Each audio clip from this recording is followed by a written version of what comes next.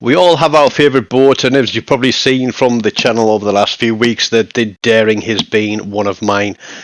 We had a long campaign where we had access to steel for legendary wins, so there was a lot of games played in it. But having some new bureau projects means that there's new ships to play, and it's a little bit of a challenge to myself to take those ships out in standard rather than rack them through AI quickly and get to grips with them and see what we can do. We're here in the Tier 8 American Tech Tree Destroyer, the Sumner. And I've got to say, this is probably one of, if not the best destroyers at its tier. It is a very, very good gunboat. And I'd say it's definitely better than the British Tier 8, the Jutland, for being a gunboat, purely because of the amount of guns and the reload. We're running through my build here, so it is a pretty standard build, but the commander I have on here is one of, I think it's the Rust and Rumble commanders, Vincent Mordoff. He does occasionally come up in the store, and if you like to play destroyers and you like to play gunboats, then I would strongly suggest that you look at picking up this commander and getting him leveled. I've currently got him at level 16, Legendary 3. I don't see the need at the moment to promote him all the way up to Legendary 4, but we've got Eric Bay and William Sims as our inspirations for concealment and some extra hit points. I think I get about, 380 hit points per tier. Now this is from the game I played previous to this, and we lost it on a 2286 base XP game, which was entirely disappointing, but Red Team's destroyer saw sense and ran to take the win on points.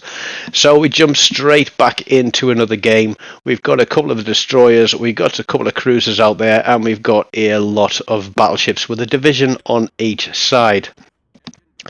Now, one of the things that I always say about Destroyer play and what I like about it is the fact that it is much more dynamic than playing battleships. Battleships, a lot of them tend not to move around too much, and with a 30 seconds between reloads, you've got a long time to think about what you're going to do next.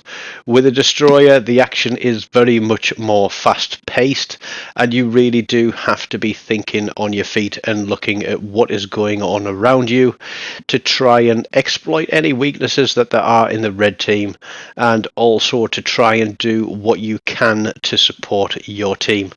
And this one was going to be a little bit of a challenge, to be frank, because we do get weighted very heavily by red on this side of the map. Now, the anchorage that we saw there, somebody's obviously whaled the campaign to get the anchorage on day one, and the Seattle as well. Both priorities, because both of those ships are a huge risk to destroyers. And I say it many, many, many times that if you want to win a game, one of the best ways you can do that is to keep your destroyers alive, because they have the speed and the concealment to be moving around the map and taking care of business. Right? Torpedoes pack a powerful punch. They can do more with one salvo of torpedoes than you can do with one salvo of your main guns. And those torpedoes don't actually have to hit the ships, because what they can do is force a ship into a turn which can then put them broadside to you as a battleship captain, so you can get one of those devastating salvos on that might not kill a ship outright, but is certainly going to take away the smile from their face. So just have a think about that. Support your destroyers, and they will do what they can to make the game work for you. Now, I've pushed out wide here because I really don't want to be within range of that Seattle's radar, because he is going to pop it. He knows he's spotted, he knows he's behind an island, and therefore I have line of sight on him. And there he goes. He pops his radar, and so with a number of battleships out there as well, I'm expecting lots of salvos coming my way. Now, red team are pushing that cap hard. The Seattle on our team has pushed in close. Unfortunately, he's been left hanging in the wind a little bit because the two battleships that are behind him, I think one's in reverse and the other one is turned and kiting away. So all I can do is try to reset this cap and prevent red team from taking it. But we've got a Bismarck there pushing in hard, so I'm thinking sonar and secondaries, but the cap is what we need to control, and that is going to be very difficult with what we have out here. Now, at this point of the game, I'm feeling very much out of position because although I do have line of sight and I am spotting, I am being pushed hard, and that is not where I want to be. Now, this Bismarck is getting wise, and perhaps he had his sonar running at the start as he was charging the cap, and that has just run out. But I don't imagine he's going to sail straight through that cap. I think he's going to turn and try and head back towards his teammates. So that's why I've put the torpedoes running to go back behind that island and towards the gap where the other guys have gone. Red team have taken control of B cap. The guys on the other side of map have taken control of A. So it is one cap apiece, but we are 2 ships down and red team have the lead on points. That means that we need to get on this cap to give ourselves some control of the game. I don't really have anything that can support me now, and so we know that we are going to have to do something about it. Bismarck, we know lots of German battleship captains run long-range secondaries, and we're just going to discover how long-range those secondaries are, because the minute we start shooting at him, there we go, his secondaries open up on us. But all I'm going to do is to try and make this guy's life uncomfortable on that capture point and make him not want to sit there. I don't want red team to have control of this cap. We now have 2 battleships that have just pulled back behind the islands. I don't know what they've got line of sight on, but we've lost another ship. But red team have now lost 2. So we're just going to stay on this Bismarck because we've got range. All right, we don't have the range of his main guns, but we can see now at 8.5 Ks, his secondaries seem to have stopped firing at us. So we now have an idea of what our safe range is. Now I know he's damage control, but there we go. He turns and gets sideways on again. There's a salvo goes out and the secondaries coming back in. So I'm playing with fire a little bit, but I don't want him in that capture point. And there we go. We have chased him out. He's burning. He can't see me anymore, but we are going to keep wailing on him until he disappears, and then we are going to come out of the smoke screen. So we haven't taken the cap yet. But what we have done here is we've tried to play tactical, and although we haven't been able to take the cap, it's something that I always say you should do. You should play the cap that you spawn on, and if you can't take the cap, you should at least try and play to prevent red team from taking that cap as well. Because the second that they take a capture point, you are freeing up those ships to do something else. They could either push through the cap, and then you've got red team pushing round on a flank, squeezing your team, or as these guys are doing here, they are cutting through the middle of the map, and that's bringing a concentration of red team ships towards the middle. But this Bismarck is running, he is burning, and we are going to keep the pressure on him because I know that he does not want to be here. And although I don't expect those torpedoes to be doing anything because he's not going to turn around and come towards me, I am just going to keep wheeling these torpedoes and hope that this guy keeps running.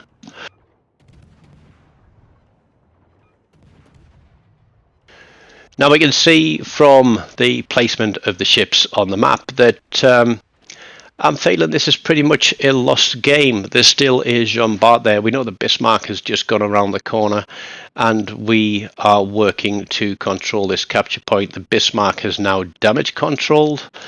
That means he's ready for another fire, but red team still do have a destroyer out there, and they still have what is it, one of their radar cruisers, which I think is the Anchorage, and he is across there on A cap. Now, the Anchorage seemed to get a lot of positive feedback from the community when it was available for rental, and I'm sure that that had a lot of sway in helping Wargaming make up their mind as to which ship they were going to release as a campaign ship. So I'm probably going to have to play the game for the next 3 or 4 weeks until I can unlock that. But it'll be another ship to the fleet. There's the Anchorage. He is absolutely slapping that Friesland around, and Friesland doesn't have torpedoes, and if you you can push him because you're not going to get torpedoed, then without his backup that he had with his division, he's pretty much lost. And he actually got torpedoed by the Anchorage, which leads me to believe that perhaps he was sitting in a smokescreen. We come through onto B cap, and lo and behold, there is a Hayate, which in itself is a very hefty gunboat. Its shells hit hard. It has a decent reload, but we're going head to head here. I'm just hoping that there's no torpedoes coming my way. We get rid of the Hayate. We know the Anchorage is behind us, so I'm spotted for at least 20 seconds. I'm not going to be able to drop detection because of the range these guys are at, and so I'm just going to keep putting what fire I can onto this main and try and help to get rid of another ship. So he is gone. Luckily, I'm behind the island, but I'm so close to Jean Bart, I know that as soon as I pull out of here, I'm going to be detected again. But looking at the points, we are still behind, and I know that I need to be on B cap. So this is risky business, but at the moment we are playing for defeat, because there is only these two battleships and myself left, and these are two of the guys that were pulling back at the beginning, and they've now decided to come forward, but it doesn't look good for them at all. So we're going to just slam shells into this Jean Bart. We've got torpedoes running on them.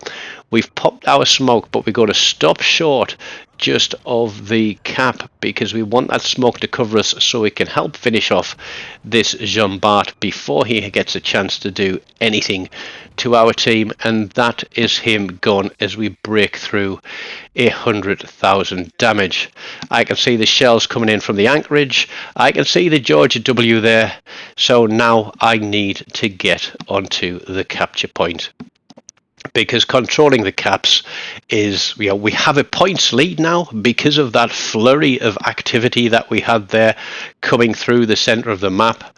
And we have the lead, but that lead could very quickly disappear if we lose a ship or if we don't take another control point.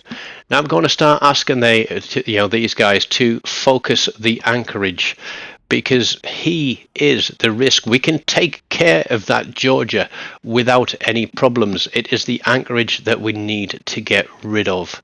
He has picked up a high caliber, and he's going to continue to accumulate a few medals. And as much as I want to get guns onto this Georgia, I can't risk it with 10 seconds to take the cap.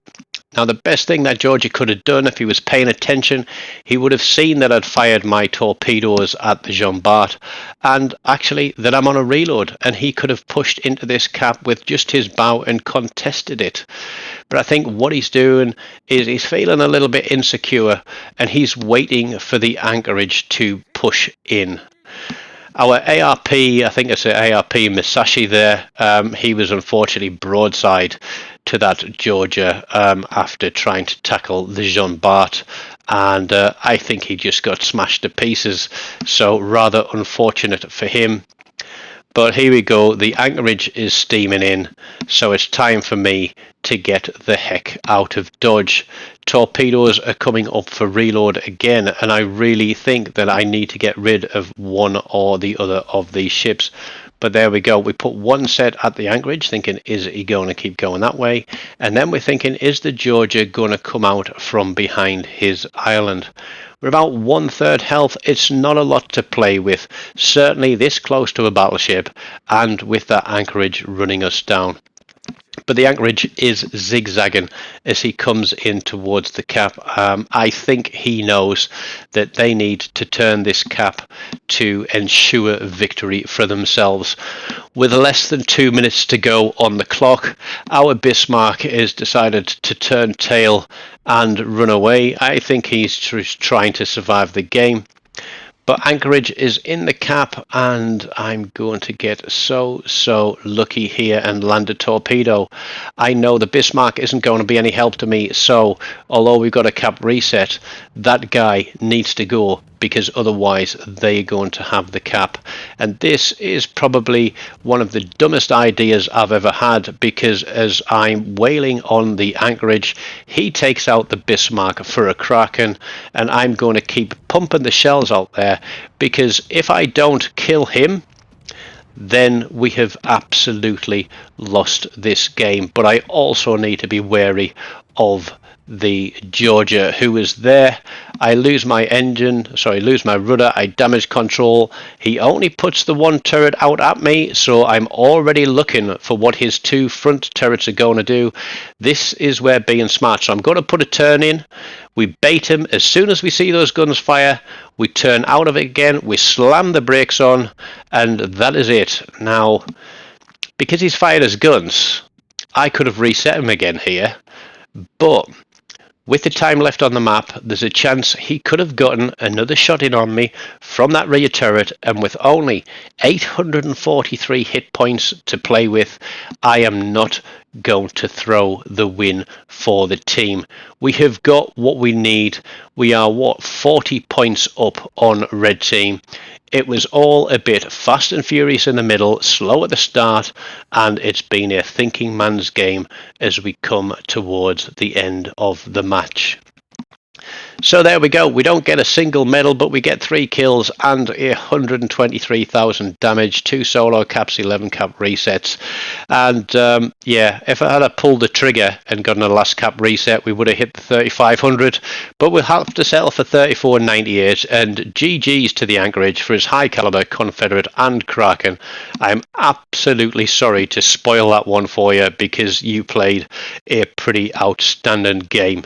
So I hope you have enjoyed watching something other than the daring, and if you do like the Sumner, then let me know what captain you're running on it if you don't have mod off, and if you've got any links to any of your games, please do share them in the comments and let me go and watch them too.